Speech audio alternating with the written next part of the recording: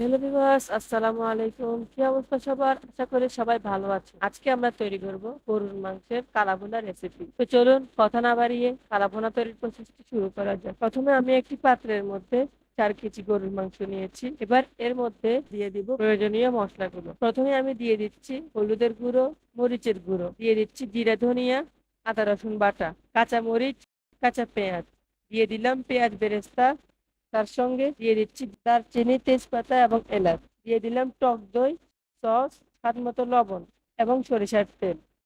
এবার সকল মশলাগুলো মাংসের সঙ্গে ভালো করে ম্যারিনেট করে নেব। আমার ম্যারিনেট করা হয়ে গিয়েছে। এবার এগুলোকে রান্না করার পালা।